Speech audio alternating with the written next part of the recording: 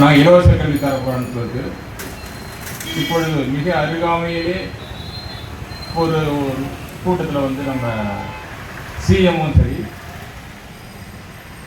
கவர்னரும் சரி 2 பேருமே சேர்ந்து உங்களுக்கு வந்து இலவச கல்வி தரப்படும், ஆரம்ப கல்வி முதல் ஆராய்ச்சி கல்வி.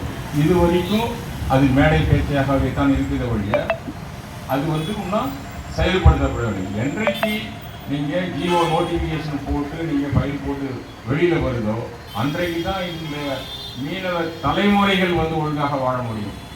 கல்வியில் எப்படி பல சமுதாயத்தை சேர்ந்த பிள்ளைகள் நன்றாக படிக்க வேண்டும், வாழ வேண்டும், வளர வேண்டும் என்பதற்காகவே இந்த மீனவ சமுதாயத்தை சேர்ந்தவர்கள் ஒயிட் டவுனில் மிகப்பெரிய கட்டிடங்களை வந்து பள்ளிகளுக்காக அரசுக்காக பள்ளிக்கூடத்துக்கு தானம் பண்ணியிருக்காங்க. இன்னைக்கு நிறைய பிள்ளைகள் படிச்சிருங்க, பல சமுதாயத்தை சேர்ந்த பிள்ளைங்க. ஆனால் இந்த மீனவ சமுதாயத்தை சேர்ந்த பிள்ளைங்களுக்கு இன்னைக்கு படிப்புன்றது ஒரு எட்டாக்கணியாகவே இருக்கிறது.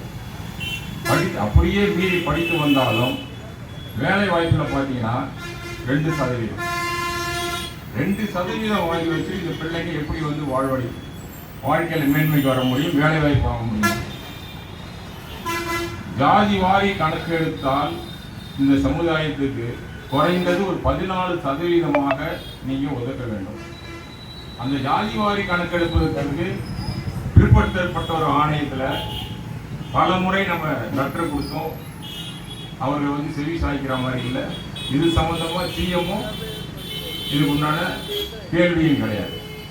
என்றைக்கு வந்து ஜாதி வாரி கணக்கெடுத்து இந்த ஒதுக்கீடு கொடுக்கிறார்களோ அன்றைக்கு தான் இந்த மீனவ சமுதாயத்தின் தலைமுறைகள் ஒரு நல்ல ஒரு வேலை வாய்ப்புக்கு சென்றடையும்.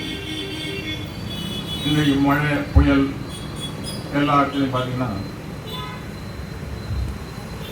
1ஆம் நம்பர் கூண்டு ஏற்றுறேன், 2ஆம் நம்பர் கூண்டு ஏற்றுறேன்னு சொல்லிட்டு இவங்க கூண்டு ஏற்றிடுறாங்க.